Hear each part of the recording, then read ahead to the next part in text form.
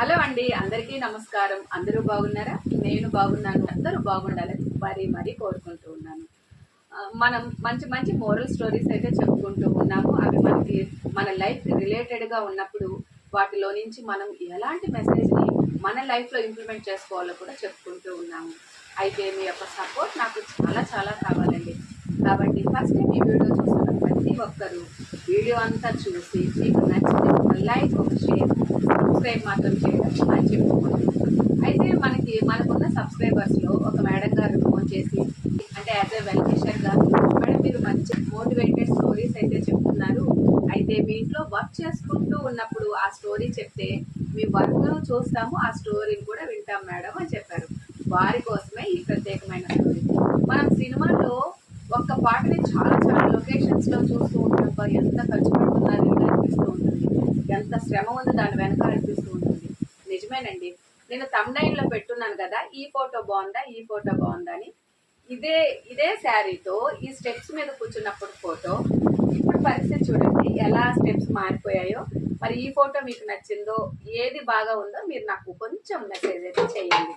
అయితే ఈ స్టెప్స్ని ఇంత చక్కగా ఆర్గనైజ్ చేసుకోవడానికి నేను ఎలా పనిచేశానో అది చూపిస్తూ మీకు మంచి స్టోరీ చెప్తానండి. మరి ఆలస్యం చేయకుండా వీడియోని చూసేసేయండి.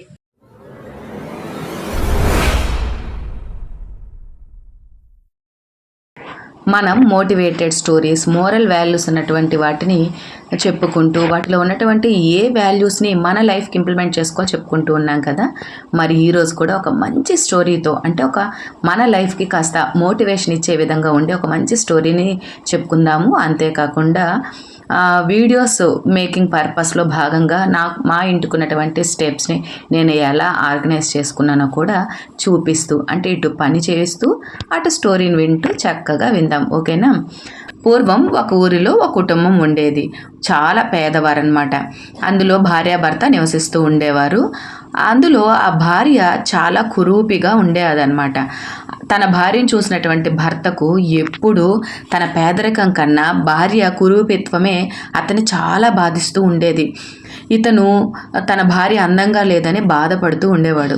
సరే, ఒకరోజు అతను నదికి వెళ్ళి స్నానం చేసి తన సూర్య నమస్కారాలు ఇవన్నీ పూర్తి చేసుకొని అక్కడే కూర్చొని సూర్యుని వైపు చూస్తూ, నిన్నందరూ లోక బంధువుడు అంటారు, భక్త సులభుడు అంటారు, మరి భక్తులకు ఉన్నటువంటి కష్టాలను తొలగించాల్సింది మీరే కదా, మరి నాకు మాత్రం నేను ఎప్పుడూ మిమ్మల్ని పూజిస్తూ ఉంటాను, ప్రతినిత్యం సూర్య నమస్కారాలు చేస్తాను, ఇంత శ్రద్ధాభక్తులతో ఉన్నటువంటి నాకు ఎప్పుడు ఏ వరము ఇవ్వరు ఎందుకని అంటూ ప్రార్థిస్తూ ప్రశ్నిస్తూ అక్కడే కూర్చుండిపోయాడు. అది చూసి జాలిపడ్డ సూర్యుడు ఒక వృద్ధ బ్రాహ్మణ రూపంలో అక్కడికి వచ్చాడు. అతనితో మాట్లాడుతూ, నీకున్న కష్టం ఏంటి, నీకేదన్నా సమస్యలు ఉన్నాయా అని అడిగాడట. అవును, ఇలా నా భార్య చాలా కురూపిగా ఉంటుంది, దానికి తోడు పేదరికాన్ని మించి తన కురూపిత్వమే నన్ను చాలా బాధిస్తూ ఉంది, భగవంతుడు నాకు ఎలాంటి సహాయం చేయట్లేదు, ఎలాంటి వరము ఇవ్వట్లేదు, ఎంతగా పూజించినా అని బాధపడ్డాడంట. అప్పుడు ఆ వృద్ధ బ్రాహ్మణుడు, నీకు 3 కొబ్బరికాయలు ఇస్తాను, ఈ 3 కొబ్బరికాయలు వరాలుగా భావించు, నీకు ఏది కావలసి వస్తే అది కోరుకొని మనస్ఫూర్తిగా ఒక కొబ్బరికాయను కొట్టు, వెంటనే అది ఫలిస్తుంది, ఇది భగవంతుని వరం అని భావించు అని చెప్పాడట. అని చెప్పి 3 కొబ్బరికాయలు ఇచ్చి వెళ్ళిపోయాడు. ఆ కొబ్బరికాయలు తీసుకున్నటువంటి వ్యక్తి చాలా ఆనందపడి నిజంగా ఆ భగవంతుడే వరం ఇచ్చాడని భావించి వస్తూ ఉంటే అతనికి దూరంగా భార్య నీళ్ళ బిందుతో కనిపించిందట. ఎండ పొడ మీద ఆమె ముఖము ఇంకా చాలా చాలా అసహ్యంగా కనిపిస్తూ ఉంటే, ఎలాగైనా ముందు ఈ వరాలలో ఒకదాన్ని ఉపయోగించి నా భార్య అనాకారిగా ఉండకుండా అందంగా ఉండేలా మార్చుకోవాలి అని చెప్పి మనస్ఫూర్తిగా మనసులో తలుచుకొని కొబ్బరికాయ పట్టుకొని నా భార్య అతిలోక సుందరిగా మారిపోవాలి అంటూ కొబ్బరికాయను కొట్టాడంట. ఆమె అద్భుత సౌందర్య రాశిగా మారిపోయింది. సరిగ్గా అదే సమయంలో ఆ దారిలోనే రాజుగారు రథం మీద వెళ్తూ ఆమెను చూశాడు. ఇంతటి అందగత్తె తన అంతఃపురంలో ఉండకుండా ఈ అడవుల్లో తిరుగుతోందేంటా అని చెప్పి వెంటనే ఆమెను చెయ్యి పట్టుకొని రథంలోకి బలవంతంగా కూర్చుండబెట్టుకొని తీసుకెళ్తూ ఉన్నాడట. వెంటనే ఇతను అయ్యో నా భార్య అందంగా మారిపోవాలని కోరుకున్నాను, కానీ రాజుగారు వశమైపోయేలా ఉందే, అయ్యో ఈ వరం మనకొద్దు అని చెప్పి వెంటనే మళ్ళీ నా భార్య అతిలోక సుందరిగా కాకుండా అతి భయంకరమైన ఎలుగుబంటిలా మారిపోవాలి అని మొక్కుకున్నాడట. వెంటనే ఆమె ఎలుగుబంటిలా మారిపోయి రాజుగారి మీదకి దూకడం మొదలెట్టింది.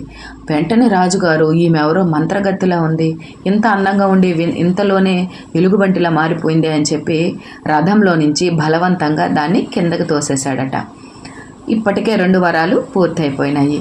మరి ఆ భల్లూకము రాజుగారు తోసేసిన వెంటనే అటు ఇటు చూసి ఎదురుగా ఇతను కనిపించేసరికి ఇతని మీదకి దాడి చేయడానికి పరుగులు తీసిందంట. వెంటనే ఇతను 3వ కొబ్బరికాయ తీసుకొని ఈ భల్లూకము వెంటనే యథాస్థితిలో నా భార్యగానే మారిపోవాలి అని ప్రార్థించాడట. వెంటనే ఆ భల్లూకము తన కురీపి భార్యలా మారిపోయింది. కాబట్టి భగవంతుడు ప్రత్యక్షమయ్యి తనకు 3 వరాలు ఇచ్చాడు. ఆ 3 వరాలతో తనకు అవసరమైన విధంగా తన జీవితం మంచిగా మారే విధంగా తను ఆ వరాలని ఉపయోగించుకొని ఉండొచ్చు. తనకి తెలివితేటలు లేక అదేవిధంగా వివేకాన్ని కోల్పోయి ఆ వరాలను నాశనం చేసుకున్నాడు. అందుకే మనిషికి విద్య, వివేకం, వివేచన అన్నీ ఉండాలి అంటారు. అంతేకాకుండా మనకిచ్చినటువంటి ఈ కొద్ది జీవితాన్ని మన చేతుల్లో మనకున్నటువంటి శక్తి సామర్థ్యాన్ని బట్టి వాటిని డెవలప్ చేసుకోవాలి తప్ప వాటిని వృధా చేసుకోకూడదు కదా. ఇదన్నమాట ఈ యొక్క స్టోరీ. దీంతో పాటు నేను నా స్టెప్స్ని ఎలా డెకరేట్ చేసుకున్నాను, దానికి ఫ్లవర్ పార్ట్స్కి ఎమోజీస్ వేసి ఎలా అందంగా తయారు చేసానో కూడా చూస్తూ ఉన్నారు కదా. మరి దీనితో పాటు ఈ వీడియో యొక్క మోరల్ వాల్యూ కూడా మీకు నచ్చిందని భావిస్తూ ఉన్నాను. ఎలా ఉంది స్టోరీ? సో భగవంతుడు మనల్ని కరుణించలేదు, వరాలు ఇవ్వలేదు, మనకి మంచి మంచి కోట్ల డబ్బు ఇవ్వలేదని మనలో చాలా మంది బాధపడుతుంటాం. మన లైఫ్లో భగవంతుడు వరాలు ఇచ్చినా ఈకపోయినా అవకాశాలు మన తెలివితేటలతోనే సృష్టించుకొని సమయస్ఫూర్తితో వాటిని వినియోగించుకుంటే మంచి ఫలితాలు పొందగలం. వాటిని మనం గాడ్ బ్లెసెస్గా ఫీల్ అవ్వాలి. అంతేకాని మన లైఫ్ ఇంతే మనకి రాసిపెట్టింది, మనకేమి భగవంతుడు కరుణించట్లేదు, ఇలాంటి ఆలోచనలతో అయితే ముందుకు పోలేం కదా. కాబట్టి మనకున్న దాంట్లోనే మనం సర్దుకుపోయి దాన్నే చక్కగా వినియోగించుకుంటే మన లైఫ్ కూడా ఎంతో ఆనందంగా ముందుకు వెళ్తుంది. ఎన్ని సమస్యలు వచ్చినా వాటిని ఎదుర్కోవడానికి మనలో మనోధైర్యాన్ని పెంచుకుంటే చాలండి, మనం ఎలాంటి విజయాన్నైనా సాధించవచ్చు. ఏమంటారు? మరి నేను చెప్పిన మోరల్ స్టోరీ ఎలా ఉందో, నేను ఫోటోషూట్ కోసం వీడియో మేకింగ్ కోసం ఏర్పాటు చేసుకున్న ఈ స్టెప్స్, ఈ ఫ్లవర్ పార్ట్స్ ఎలా ఉన్నాయో మీ కామెంట్ రూపంలో తెలియజేయండి. మరొక మంచి మోరల్ స్టోరీతో మరొక పనితో మీ ముందుకు వస్తాను. అంతవరకు సెలవు. నమస్తే.